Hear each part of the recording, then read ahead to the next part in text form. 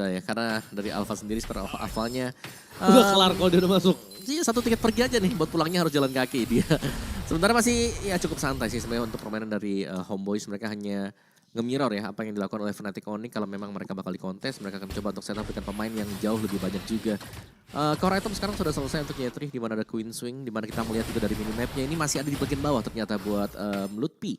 Belum meninggalkan lane dia, dan ini harus berhati-hati jelas untuk Fnatic Onyx karena jangan sampai setup dari Homeboys menang jumlah dibandingkan dengan mereka juga, dan Suns cukup agresif. Ya, tapi Kairi ketika melihat ada Udil depan sana dengan Purify, dia akan paksa.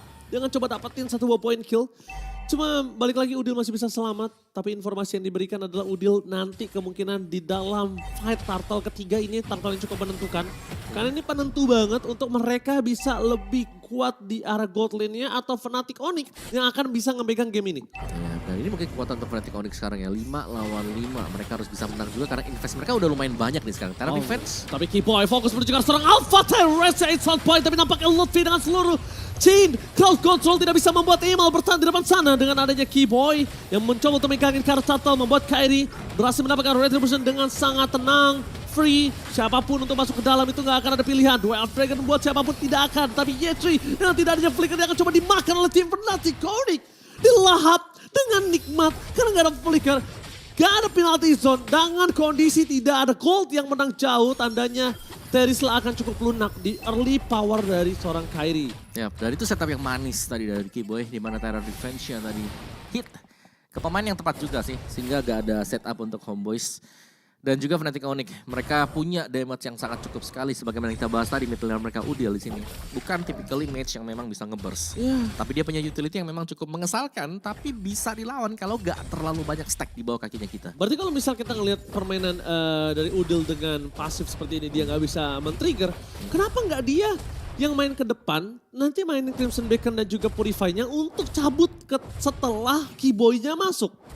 Atau Lutfi-nya masuk. Atau Kairi-nya masuk. Ya karena mungkin terlalu banyak juga ya damage-nya dari Fnatic Onyx, jadi Udil harus hati-hati banget di belakang. Wah, itu dia ketika Purify digunakan bukan hanya untuk memberikan initiate, tapi hanya untuk memberikan dirinya selamat. Dan Kiboy di sana akan coba dimakan flicker for defensive. Nah, 1 point kill didapatkan dari tim Homeboys. Meanwhile, dari bottom lane mereka melihat ada Kairi berhasil menggerogoti seluruh turret. Dan di arah top lane, Lutfi akan coba menyaksikan turretnya pecah atau bahkan dianya bisa meng-outplay karena ini 3 lawan 1. Lutfi versus everybody bercoba untuk mendapatkan Udil, tapi nampaknya Sunset coming. Fokus menuju ke seorang Mau. Final Slash masih ada tangan dari Lutfi. Dan ingat, dia punya flicker. Ini akan menjadi kesempatan dan Lutfi berhasil mendapatkan Udil. Men-zoning out karena Mal. Duel dengan force save dari seorang Lutfi. Lihat, Mal yang nyelamatin Lutfi di depan sana bahkan. Kalau The Way of Dragon dari Malnya gak ke arah yang salah, mungkin itu point kill untuk Lutfi.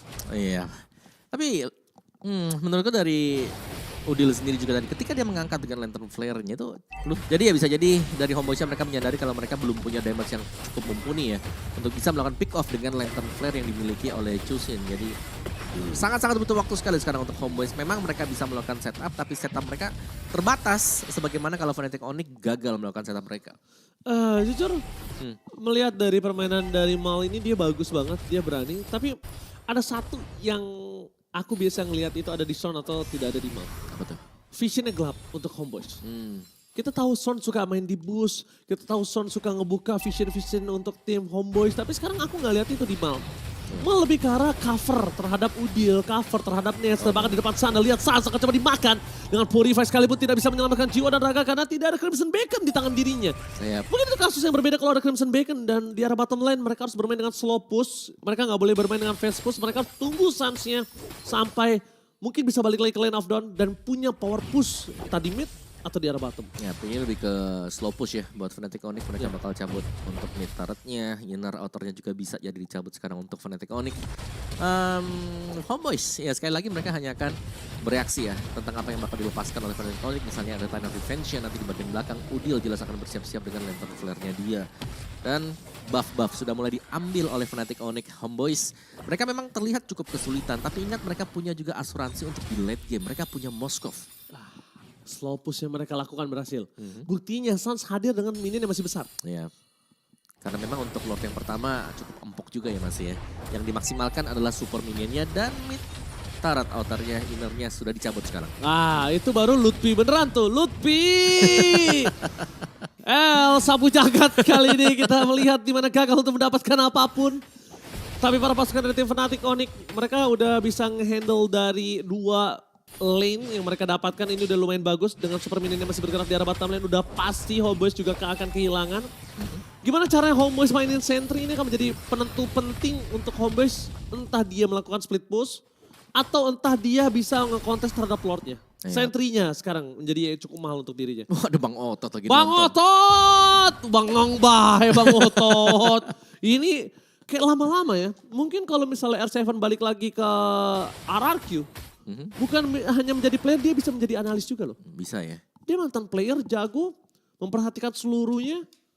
Nggak ada yang tahu om. Betul, betul seperti tim itu juga ya. Yang baru diumumkan ya. Nah, oke, betul.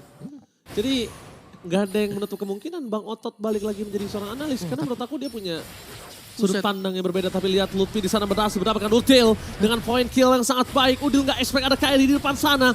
Langsung instant fokus menuju ke seorang Yetri. Keyboy akan menahan seluruh yang diberikan. Karena dia akan memberikannya dengan flicker.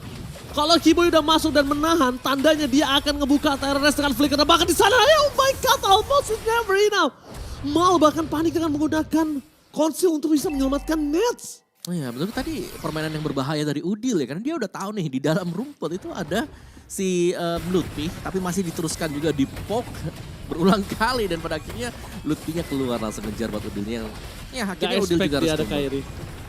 Ya nggak sih om? Dia nggak expect ada Kairi nggak sih? Tapi dia harusnya tahu sih kalau di sana minim ada 2 lah, gak mungkin cuma Lutfi ya.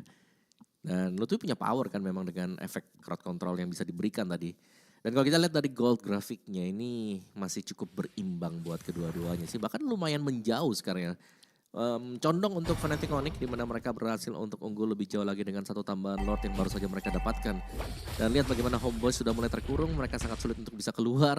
Tinggal siapa yang bisa mengagetkan dari Homeboyz. Karena sejujurnya nih kalau ngelihat line up dari Homeboyz sendiri, mereka butuh damage yang cukup. Mereka sekarang ini cuma mengandalkan Nets yang belum berpartisipasi sama sekali. Yep. Belum punya apa-apa. Rose Gold Meteor juga baru dibeli kan. Dan Rose Gold Meteor ini bukan item yang memang kasih kita damage besar. Bukan core-nya. Oke, dengan adanya Lord bergerak di arah mid lane, 2 wave akan coba didorong oleh Fnatic Onyx. Tapi nampaknya untuk mendapatkan 1 turret di arah mid lane, mereka dapatkan dengan mudah tanpa ada short skill yang banyak keluar.